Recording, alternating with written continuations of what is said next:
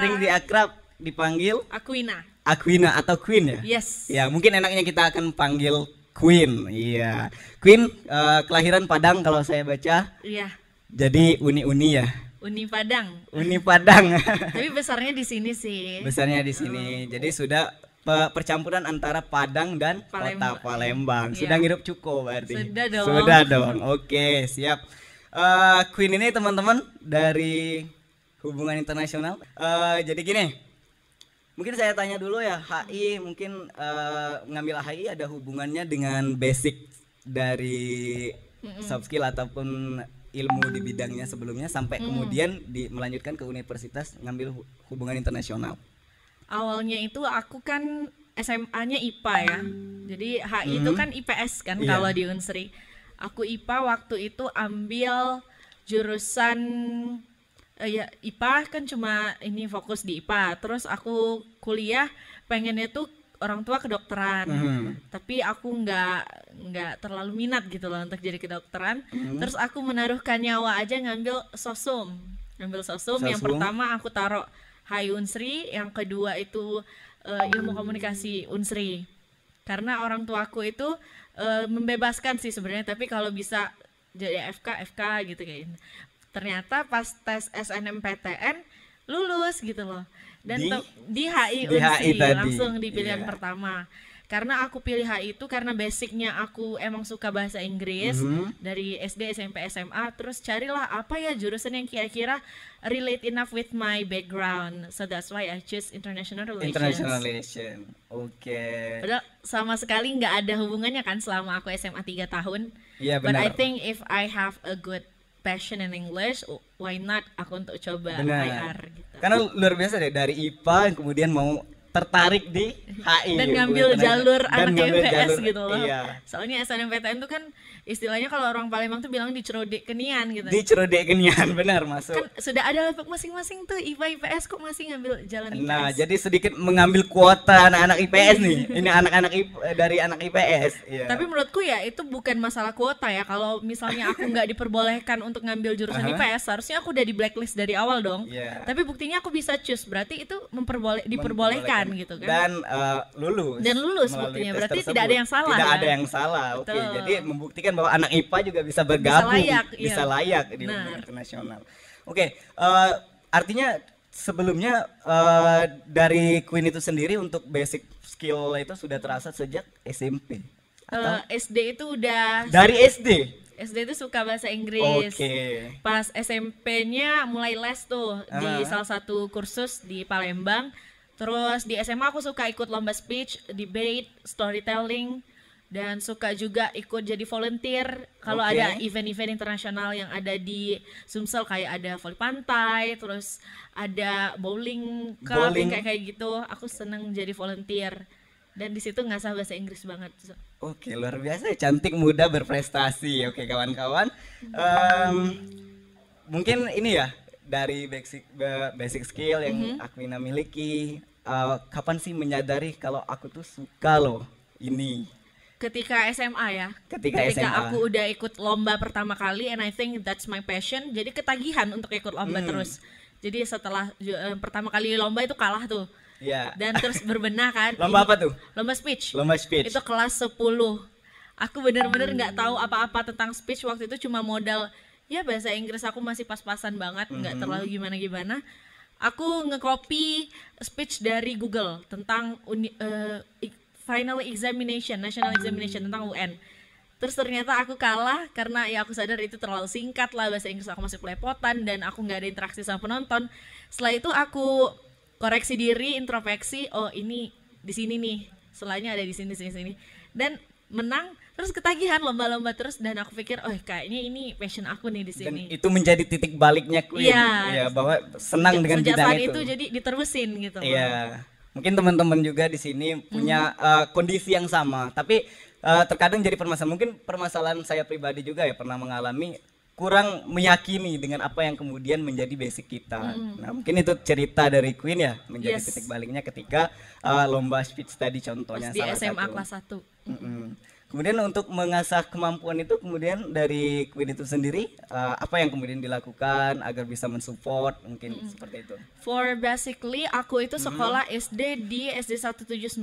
Waktu itu SD aku tuh kebetulan yang bertaraf internasional kayak gitu. Jadi aku udah belajar buku bilingual sejak SD. Sudah belajar. Dan orang tua aku itu masukin aku ke kursus les.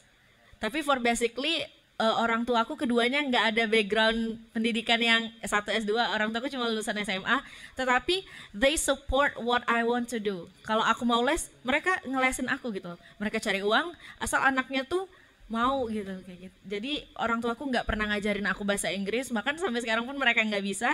Tapi karena aku kursus, mereka ngasih jalan lah istilahnya tuh.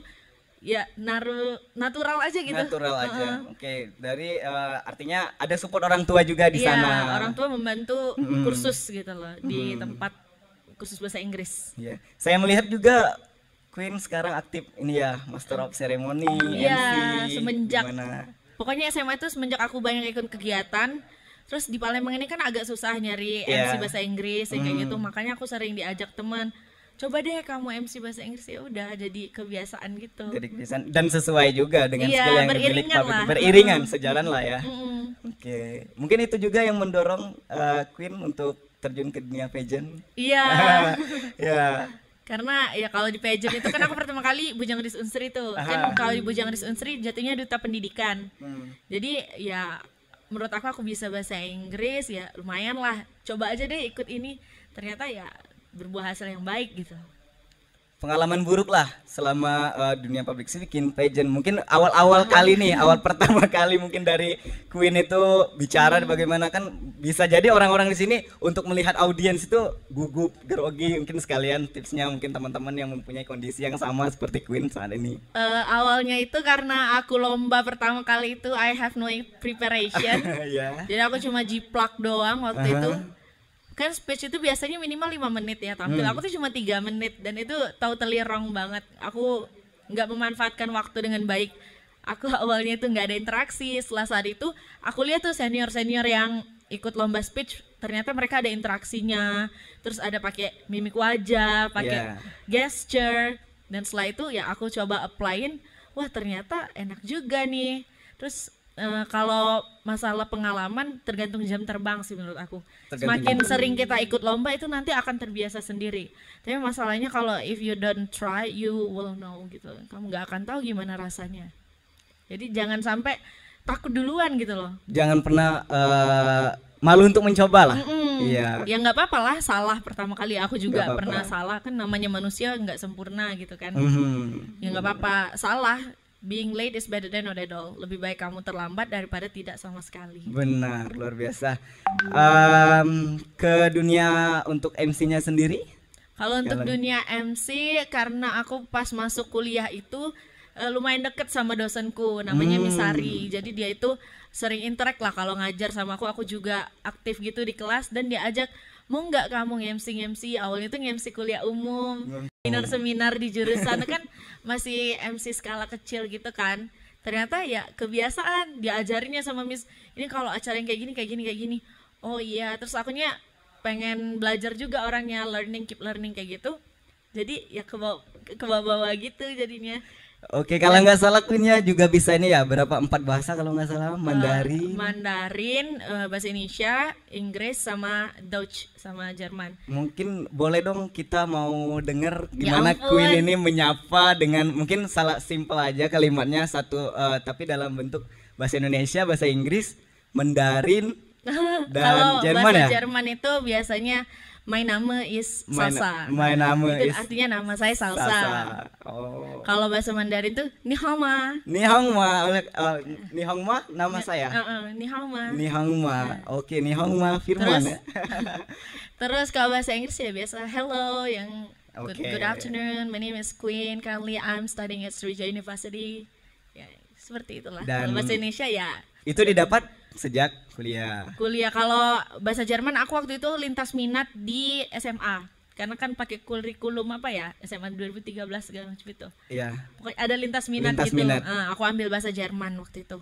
Kalau Mandarin di HI kita belajar bahasa Mandarin 3 semester.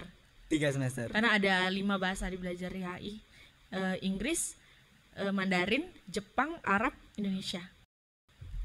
Oke, jadi itu ya mensupport juga itu dari sebelumnya sudah menguasai bahasa Inggrisnya, bahasa Indonesia, apalagi skill dari Aquina juga kan, jadi tinggal dikembangkan kembali terkait bahasa. Yes. Nah, kalau di tengah pandemi ini kan mungkin semua orang kan mungkin bisa dikatakan terkena akan dampaknya. Iya, jadi nganggur ya. Nah, ini yang menarik dan ingin saya tanya dari Aquina itu sendiri, kan dia punya kesibukan apa aja untuk selama di pandemi. Kalau kesibukan kebetulan aku itu semenjak bulan 3 kita udah daring ya belajarnya. Iya. Bulan 3, bulan 4 itu sibuk UAS sama belajar aja di kuliah seperti biasa. Terus karena aku punya bisnis di rumah, bisnisnya alhamdulillah tetap jalan karena bisnisnya cuma dijalankan dari rumah. Aku nggak harus pergi, I move to another places, tapi itu semuanya bisa dikerjakan dari rumah karena bisnis ayam bakar aku tuh masih home delivery dan itu ordernya melalui ojek online, jadi ya aku stay di rumah gitu lah. Terus kalau masalah MC, alhamdulillah selama pandemi ini masih ada kesempatan buat nge-MC virtual. Terus ada juga mungkin kurang lebih ada 15 workshop yang aku ikutin selama pandemi ini dan alhamdulillah itu bisa berbagi cerita jadi speaker kayak kita sekarang gitu loh. Dan rata-rata dilakukan secara virtual.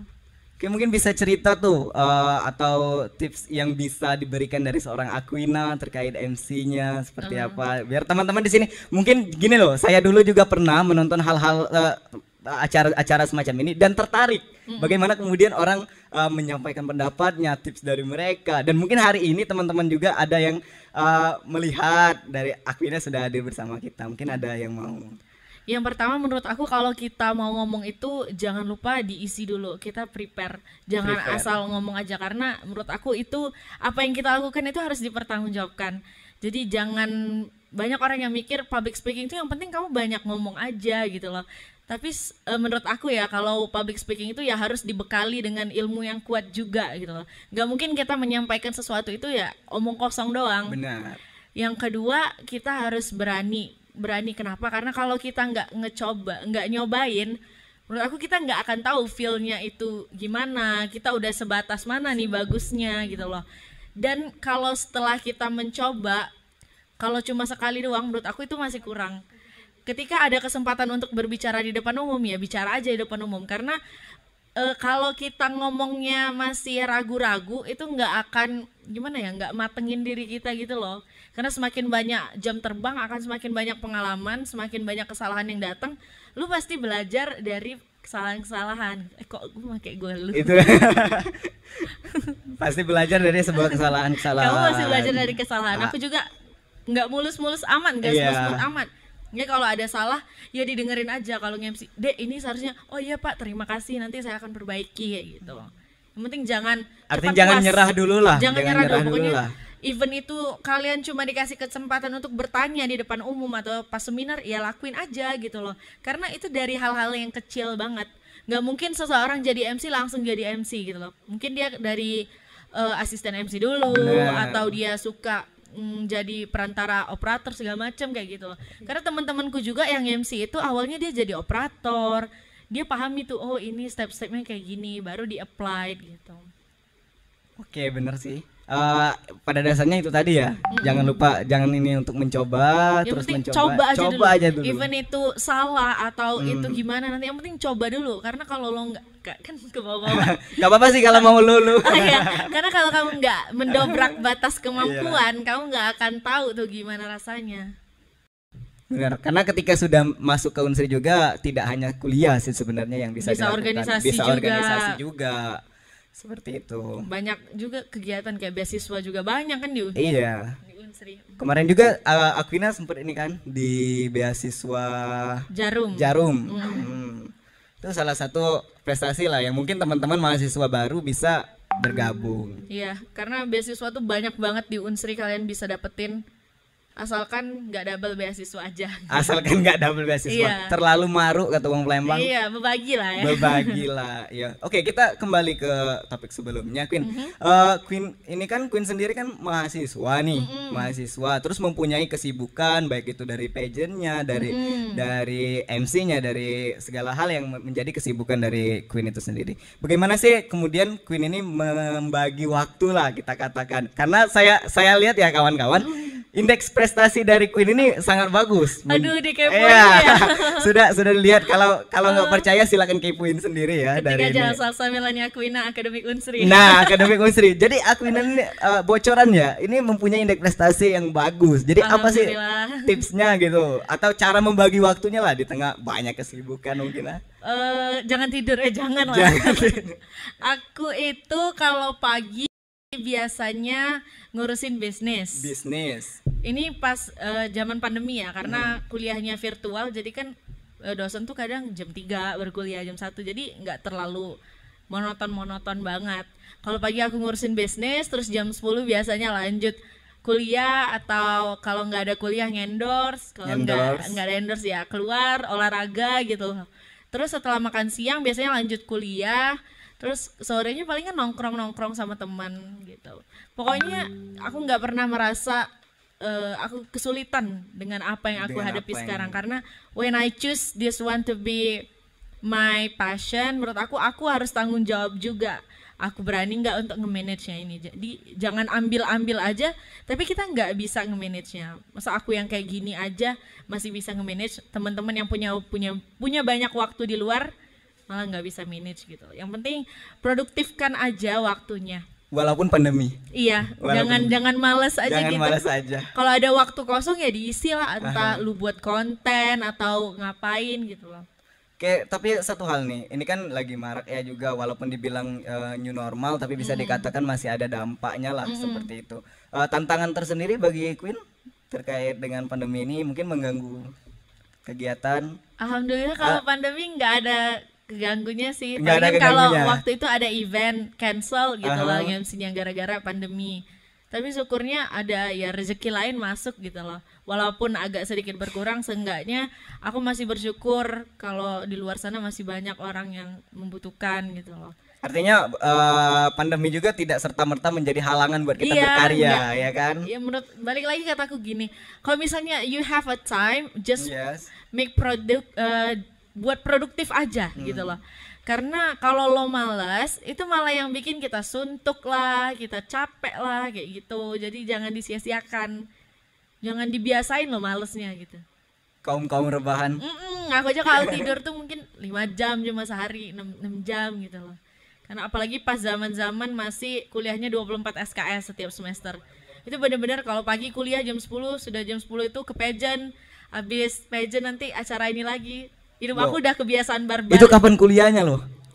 Ya buktinya aku aman-aman aja. Aman-aman aja Aku buktinya datang ya. kok kuliah datang, tapi ya Udah datang. tapi kan Unsri emang ada jatah libur ya. Jatah libur. 2-3 kali kan setiap mata kuliah. Nah, aku tuh manfaatinnya di situ. Oh. Ketika 2 kali jatah libur, biasanya aku entah tugas keluar kota atau aku ikut lomba gitu keluar, atau ambil kegiatan beasiswaku. Jadi aku kalau ada waktu kuliah ya dikuliahin. Jangan kamu pas waktu kuliah kamu nggak masuk. Nggak gitu. masuk, bener. Itu salahnya. Jadi walaupun sibuk di luar ya, akademik tetap dijaga Iya, seperti karena itu ya masa iya kan tujuan awal kita kan kuliah. Benar. Bukan nyari duit atau bukan ikut pageant gitu loh. Jadi maksud aku kalau kamu udah ambil sesuatu ya konsisten lah, tanggung jawab. Itu semuanya ada risiko plus dan minus. Gitu. Benar.